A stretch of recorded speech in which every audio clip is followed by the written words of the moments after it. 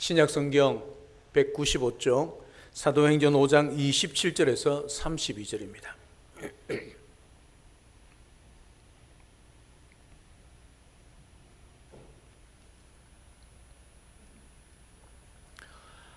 오늘 하나님께서 우리에게 주시는 말씀을 봉독해 드리겠습니다. 그들을 끌어다가 공회 앞에 세우니 대제사장이 물어 이르되 우리가 이 이름으로 사람을 가르치지 말라고 언금하였으되 너희가 너희 가르침을 예루살렘에 가득하게 하니 이 사람의 피를 우리에게로 돌리고자 함이로다. 베드로와 사도들이 대답하여 이르되 사람보다 하나님께 순종하는 것이 마땅하니라.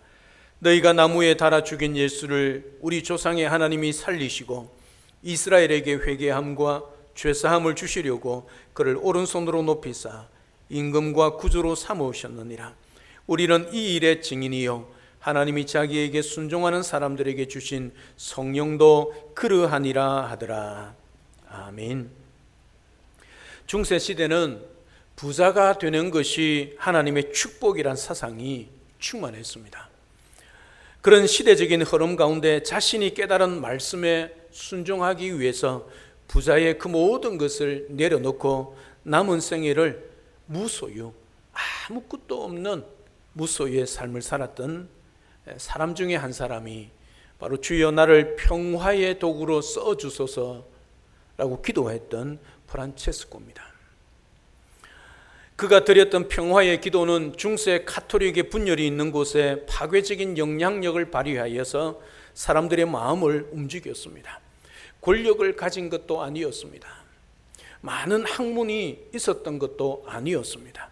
오로지 그의 마음속에, 그의 가슴 속에 하나님의 말씀에 대한 순종이 가득했기 때문에 그 하나님의 말씀에 순종하기 위하여 그 십자가를 가득 채워서 그 모든 기득권, 그 모든 부와 권력을 다 내려놓고 무소유로 오직 하나님 말씀 앞에 순종했던 사람이 프란체스코입니다.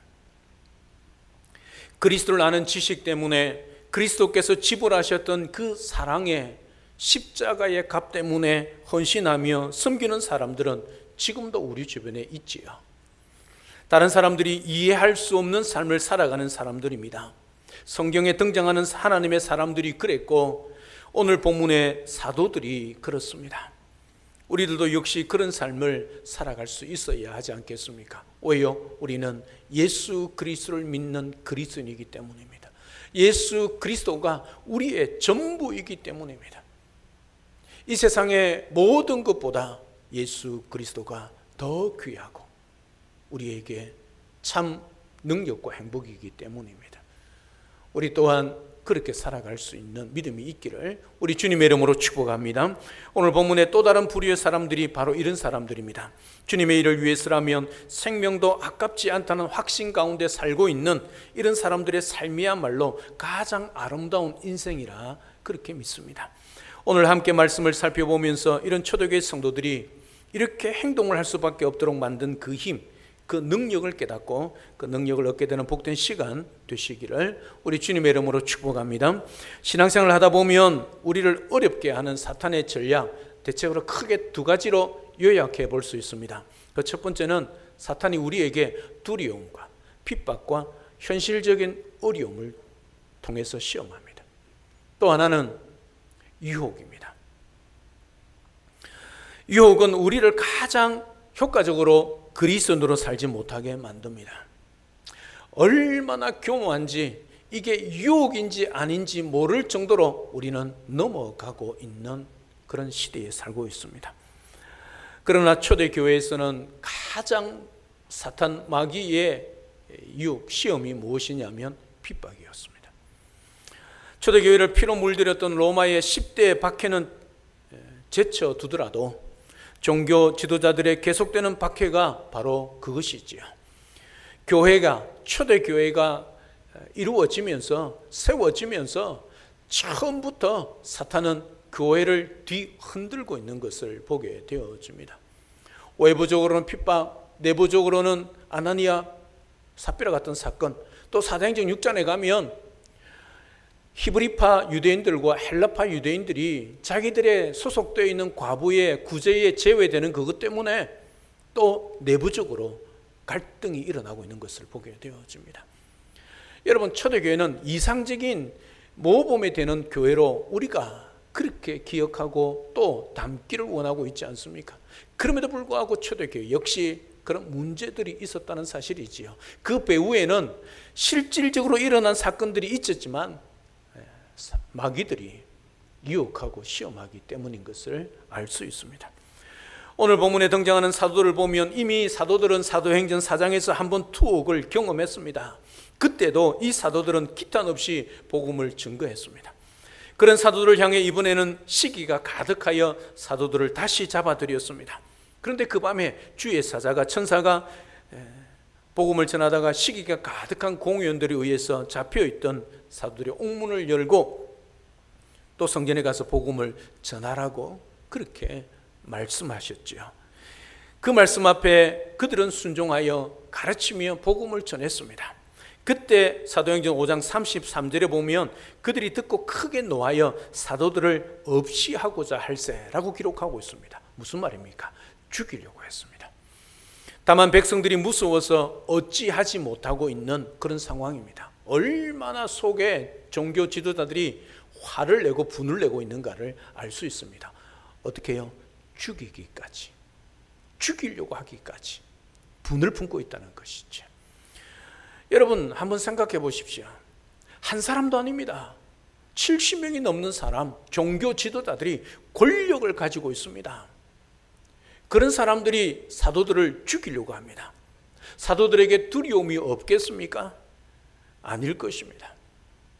사망, 죽음의 권세는 사탄이 가지고 있는 가장 강력한 힘이고 무기지 않습니까? 그래서 누구나 죽음 앞에서는 두려워합니다. 그렇지 않습니까? 죽음을 초월한 사람들은 누굽니까? 오직 예수 그리스도를 진실로 믿고 있는 사람 외에는 죽음 앞에서는 그 어느 누구도 벌벌 떱니다. 천하장사 아무리 갑부라도 죽음의 문제 앞에서는 두려워 떨게 되어 있는 것입니다. 그럼에도 불구하고 사도행전 5장 21절에 보면 그들이 듣고 새벽에 성전에 들어가서 가르치더니 라고 말씀하고 있습니다. 즉각적으로 순종하고 있는 모습이 있죠. 지금 성전에 들어가면 눈을 시퍼렇게 뜨고 자기들을 다시 잡아서 죽이려고 하는 종교 지도자들이 있습니다. 그럼에도 불구하고 그들은 순종합니다. 왜요? 그것이 하나님의 말씀이기 때문입니다. 생명의 말씀이기 때문입니다. 주님의 말씀 앞에 조금도 그 어떤 이의도 제기하지 않습니다. 필요를 느낄 수도 있습니다. 꼭 이래야 해야 하는가 하는 의문도 있을 겁니다. 우리 같으면 그렇게 생각하지 않겠습니까? 소낙비도 잠시 피하고 봐야 하지 않는가? 핍박이 심하면 잠시 피했다가 숨었다가 기회를 봐서 다시 복음을 전하면 될 것을 굳이 이렇게 무리하게 복음을 전해야 하는가 하는 말입니다. 그럼에도 사도들은 그 모든 것을 뛰어넘는 순종이 있었습니다. 다른 것 없습니다. 그들이 성령 충만을 받고 예수 그리스도 그 십자가 그 은혜를 생각하고 하나님 앞에 자신들의 그 모든 형편처지 심지어 생명까지도 우리 주께 있다는 사실을 그들이 믿고 살았기 때문이지요. 그것이 아니라면 사도들의 행동은 이해할 수 없는 것입니다. 이것은 사도행전 3장 19절 이하에서도 오늘 본문 29절 이하에서도 확실히 드러나는 것입니다. 오늘 본문 29절을 보면 베드로와 사도들이 내린 결론입니다. 무엇이라고 결론을 내립니까? 사람보다 하나님께 순종하는 것이 마땅하다. 여기서 사도들의 믿음이 현실의 삶에서 역동적인 능력으로 영향력을 발휘하고 있는 것을 보게 되어집니다. 무슨 말입니까? 죽음의 두려움을 뛰어넘는 믿음, 능력이 그들에게 있었다는 것이지요. 계속해서 30절과 32절에 보면 너희가 나무에 달아 죽인 예수를 우리 조상의 하나님이 살리시고 이스라엘에게 회개함과 죄 사함을 주시려고 그를 오른손으로 높이사 임금과 구주로 삼으셨느니라. 우리는 이 일의 증인이요 하나님이 자기에게 순종하는 사람들에게 주신 성령도 그러하니라 하더라. 그렇게 말하고 있습니다. 이 말씀에서 중요한 것은 당연히 하나님께서 임금과 구주로 삼으신 예수 그리스도시지요. 그 예수 그리스도를 너희들이 십자가에 죽였다. 그런 예수 그리스도를 하나님께서 살리셨다. 이게 복음이지요. 하지만 오늘 이 말을 하고 있는 사도들의 입장에서 보면 그리스도의 증인이요 그리스도께 대한 순종입니다. 생명의 말씀 십자가의 복음이 선포되어집니다. 그럼에도 불구하고 그들이 순종하지 아니한다면 그 복음은 열매를 맺고 영향력을 발휘하고 능력을 발휘할 수 없다는 사실이죠. 사랑하는 여러분, 우리가 믿고 있는 예수 그리스도는 온 우주 만물의 창조주이시고 우리의 구원자시고 우리의 전부입니다. 우리의 길이고 진리고 생명이십니다. 부활이십니다. 죽은 자도 살리시는 분입니다. 우리가 그 말씀을 믿고 순종하지 않는다면 그 말씀은 헛된 공허한 소리에 지나지 않는다는 것이죠. 사랑하는 여러분, 우리가 그 예수 그리스도를 믿고 살아가고 있지 않습니까? 그 예수 그리스도를 내가 고백하며 나의 구주로 나의 주인으로 그렇게 섬기고 있지 않습니까? 말로만 아니라 입술로만 아니라 우리의 삶으로도 오늘 사도들처럼 설령 죽음의 위협이 우리 앞에 온다 할지라도 이 예수 그리스도를 붙들고 복음을 붙드는 그 믿음이 우리에게 있어야 한다는 것이지요. 요즘 같은 시대에 무슨 그런 순교적인 믿음이 필요할까 생각이 들어지지 않습니까? 여러분 그렇게 생각하십니까? 차라리 총이, 칼이 우리의 관자놀이를, 우리의 목을 겨룬다면 차라리 낫지 않겠습니까? 두려워서 숨거나 도망가거나 아니면 순교를 당하거나. 그런데 이 시대는 그렇지 않습니다. 마귀가 얼마나 우리를 교모하게 유혹하고 있는지 모릅니다. 여러분 이 말세가 어떻게 진행되고 있는가를 우리가 알고 있지 않습니까? 디모데후서 3장 1절부터 보면 말세에 일어날 일들을 이야기하고 있지 않습니까? 사도 바울이 말세에 어떤 일들이 일어난다고 그럽니까? 제일 첫 번째가 자기를 사랑하는 것입니다. 그리고 두 번째가 뭡니까? 돈을 사랑하는 겁니다. 자기가 하나님 대신이고 돈이 하나님이 되는 것이죠. 이게 말씀입니다. 여러분 이 시대를 보십시오. 그리고 여러분들이 솔직히 여러분들의 속마음을 들여다보십시오. 여러분 자신이 가장 소중하지 않습니까? 돈이 정말 중요하지 않습니까? 이런 시대에 어떤 믿음이 필요합니까? 순교자적인 믿음이 필요하지요. 총이 칼이 우리를 겨눈다고 그 총의 칼에 죽는 그런 순간만 순교적인 믿음이 필요한 것이 아니지요. 사랑하는 여러분, 우리 자녀들을 보십시오. 우리 다음 세대를 보십시오. 그 아이들 머릿속에 뭐가 있습니까? 정말 여러분 신앙으로 양육하는 자녀들을 한번 물어보십시오. 그 아이들이 커서 뭐가 되기를 바라고 어떤 것이 소원이고 어떤 것이 꿈이지 한번 물어보십시오. 물론 꿈조차 없을 것입니다. 뭔 줄 아시겠습니까? 가장 첫 번째가 돈 많이 버는 것. 돈이 그들의 신이 되어 있습니다. 돈이 예수님입니다. 그들에게 있어서. 이게 예수 믿지 않는 아이들만 아닙니다. 예수 그리스도를 믿는다, 교회 온다 하는 아이들조차도 그렇다는 사실이지요. 여러분 그러니까 우리 시대에 순교자적인 믿음이 필요합니다. 여러분 우리 자녀들 세대에 다음 세대에 살아갈 때요, 우리 자녀들이 만약에 이력서에 기독교라고 적었다면 아마 공개적으로 왕따당하거나 그 직장에서 쫓겨날 수 있을 것입니다. 그런 시대가 올 것입니다. 사랑하는 여러분, 우리가 순종하는 믿음으로 살지 아니하고 예수 그리스도를 진실로 믿고 고백하는 자로서의 삶을, 순종의 삶을 살아내지 않고 우리 자녀들에게 너 예수 잘 믿고 살아라 그렇게 말한다는 것은 어불성설입니다. 시대가 점점 어렵습니다. 우리 주님께서도 말씀하지 않습니까? 말세에 믿음을 보겠느냐 했습니다.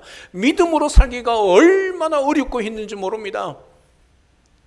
여러분, 지금 제가 여기 서서 여러 가지 성경적인 잘못된 것을 설교할 수 있습니다. 그러나 곧 조금 있지 않으면 이 단에서 그런 설교조차 못할 때가 올 수 있다는 사실이 있죠. 엄연히 복음이고 진리임에도 불구하고 하나님의 말씀임에도 불구하고 이 강단에서 할 수 없는 시대가 오게 되는 것이죠. 여러분, 우리 정신 차려야 합니다. 예수 믿고 산다는 것이 어떤 것인가를 우리가 확실히 깨닫고 이 시대 속에서 진실로 예수 그리스도를 믿는 자로서 진리를 붙들고 살아가는 자로서 진리의 횃불을 들고 세상에 비추어야 합니다. 어떻게 해요? 순교자적인 믿음을 가지고 말입니다. 여러분들은 어떻게 살아가고 계십니까? 정말 하나님 앞에, 그 말씀 앞에 목숨 걸고 순종하려고 하고 계십니까? 오늘 사도들이 그 하나님의 사랑, 그 복음의 능력, 그 십자가의 은혜, 그 사랑을 생각할 때 그들에게 있어서 순종만이 그들의 삶의 유일한 것을 깨닫고 순종하고 있지 않습니까? 가라면 갑니다. 가면 또 잡힙니다. 이제는 반복되니까 그 종교 지도자들이 시기가 분이 가득해서 죽이려고 합니다. 그럼에도 갑니다. 왜요? 내 생명보다 예수님이, 복음이 더 귀하기 때문에.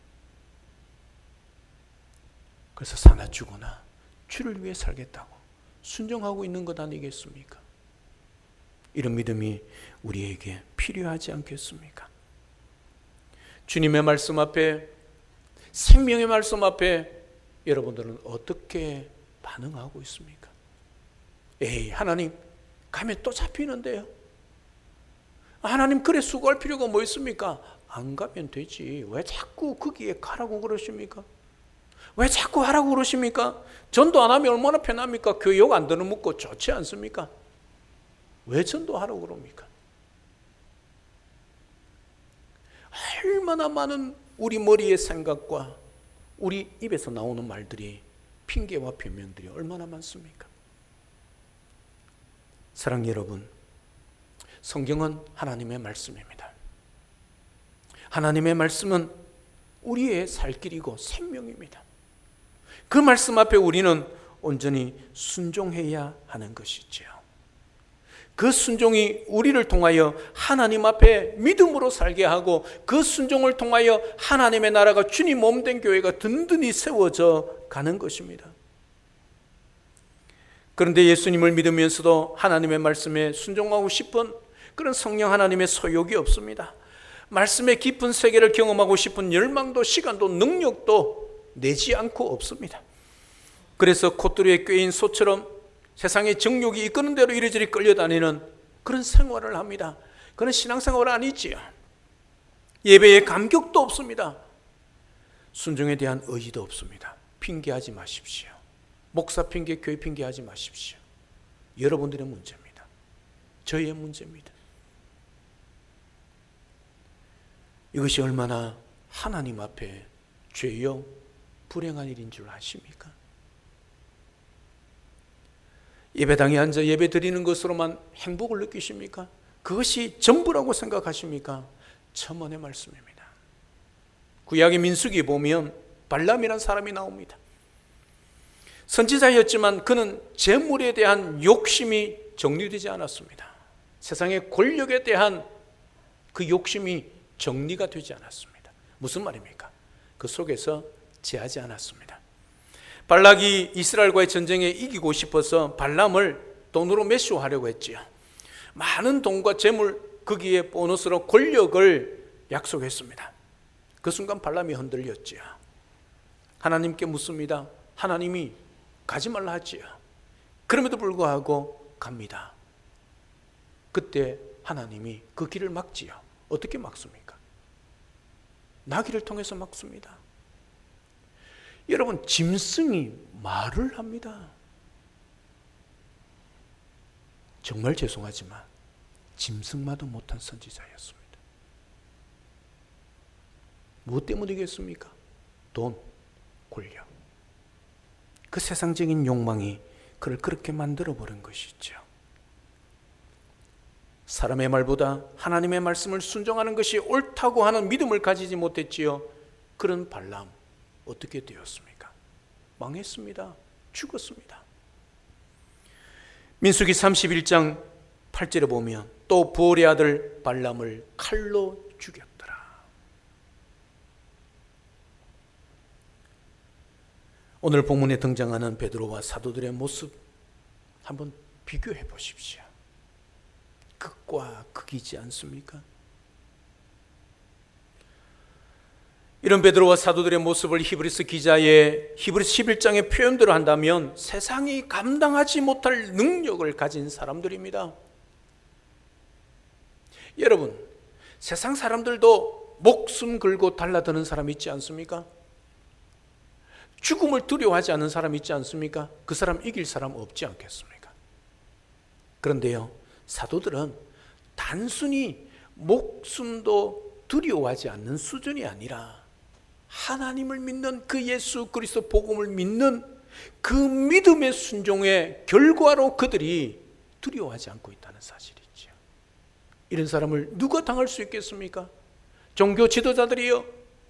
그들을 죽인다 할지라도 복음은 멈추지 않았다는 사실이죠. 그래서 오늘 그 복음이 우리에게까지 오지 않았습니까? 사도 바울이 그런 사람이었습니다. 에녹이 그런 사람이었습니다. 노아가 그랬고 모세가 다윗이 그랬습니다. 다니엘과 그의 세 친구들이 그런 삶을 살았습니다. 느헤미야가 하박국이 호세아 선지자가 그랬습니다. 에스더가 그 길로 갔지요. 스데반 집사가 그 길로 가지 않았습니까?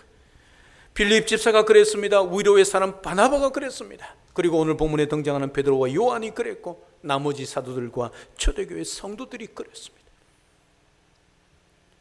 죽음을 두려워하지 않고 순종하는 삶의 모습이 성도의 마땅한 삶의 모습이죠. 이 세상의 부와 명예와 권력과 인기보다 예수 그리스도와 복음을 믿고 그 예수님과 복음이 이 세상의 그 어떤 것보다 훨씬 중요하고 값진 것임을 확신하고 오직 주님의 뜻에 순종하며 살기로 결단하고 살아가는 심지가 견고한 사람들의 삶, 이것이 세상이 감당치 못할 능력 있는 성도의 삶의 모습이지요.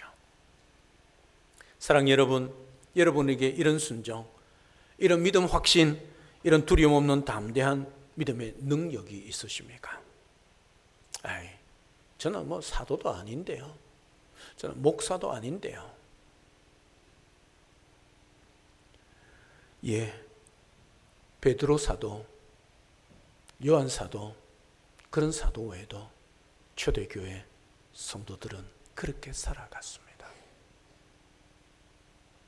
그의 모든 소유, 그의 모든 것, 주님보다, 복음보다 더 중요하다고 여기지 않았습니다. 필요할 때 그들은 목숨을 내어놓았고 필요할 때 그의 소유를 다 내어놓았던 사람들이 초대교회 성도들입니다. 왜 그렇습니까? 예수 그리스도, 그분이 그의 인생에 있어서, 자기들의 인생에 있어서 가장 소중하고 가장 중요하기 때문이죠. 사랑하는 여러분, 그 초대교회 성도들과 초대교회 성도들이 믿는 예수님과 우리가 믿는 예수님이 다른가요? 같은 예수 그리스도이지 않습니까? 우리는 한 하나님, 한 예수님, 한 성령님, 동일한 성부, 성자, 성령 하나님을 믿고 살아가는 자들입니다. 오늘도 이 사실을 잊지 마십시오. 시대가 다르지 않습니까? 예, 시대가 다릅니다. 그러나 말씀과 복음은 변하지 않습니다. 하나님 나라는 변하지 않습니다. 시대는 다르고 형편, 상황, 처지, 그리고 생활 수준은 다르다 할지라도 복음은, 예수님은, 하나님은 동일하시다는 사실을 잊지 마십시오. 그 하나님, 그 예수님, 그 성령님, 그 복음을 우리가 믿고 살아갑니다. 누구에게 순종하시겠습니까? 사람보다 하나님께 순종하는 것이 마땅하지 않습니까? 세상의 것보다 하나님 말씀대로 사는 것이 합당하지 않습니까? 마땅하지 않습니까? 우리가 예수님을 믿고 있습니다. 사도들이 고백하고 믿었던 그 예수 그리스도, 증거하며 살아갔던 증인의 삶을 살아갔던 그 예수 그리스도, 복음 동일하게 우리가 믿고 살아가고 있습니다. 오늘도 예수 그리스도 외에 더 귀하고 복음보다 더 중요한 것이 없다는 사실을 기억하고 여러분의 삶 가운데 예수님 앞에, 말씀 앞에, 복음 앞에 순종하십시오. 세상의 가치, 세상의 기준, 세상의 그 세계관을 다 내려놓으시고 말씀 앞에 순종하십시오. 하나님 앞에 순종하십시오. 이것이 옳습니다. 이것이 마땅합니다.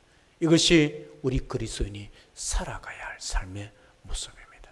오늘도 남은 생애 가운데 주님 오시는 그날까지, 주님 앞에 서는 그날까지 사람보다 하나님 앞에 순종하는 것이 마땅하고 세상을 사랑하는 것보다 하나님을 사랑하는 것이 마땅하고 합당하다는 사실을 인정하시고 그리고 그런 삶을 살아내요 초대교회 성도들처럼 하나님을 기쁘시게 하고 가는 곳마다 주의 복음을 증거하며 예수 그리스도를 높이고 그리고 하나님께 순종하며 살아가서 귀한 열매 맺고 주님 몸된 교회를 든든히 세워갈 수 있는 그런 우리 모든 성도님의 삶이 될 수 있기를 우리 주 예수 그리스도 이름으로 축복합니다. 할렐루야, 아멘. 살아계신 하나님, 은혜와 사랑을 진심으로 감사를 드립니다. 오늘 사도들이 사람보다 하나님께 순종하는 것이 마땅하다 그렇게 고백하며 예수 그리스도 복음을 위하여 그들의 모든 것을 드리며 살아갔던 삶의 모습을 통하여 오늘 또 우리들도 그렇게 고백하며 살아가기를 원합니다. 오늘 또 날마다 순간순간마다 믿음의 능력으로, 성령 하나님의 능력으로, 그 십자가의 복음의 능력으로 살아가서 세상과 사람들을 살려내고 또 성령 충만하여 오직 예수님, 오직 복음, 오직 믿음, 오직 은혜로 살아가는 우리의 삶이 되어서 하나님을 기쁘시게 하고 또 복음을 증거하여 주님 몸된 교회를 든든히 세워갈 수 있는 우리 모든 성도들의 삶이 될 수 있도록 축복하여 주시옵소서. 예수님 이름으로 기도드리옵나이다. 아멘.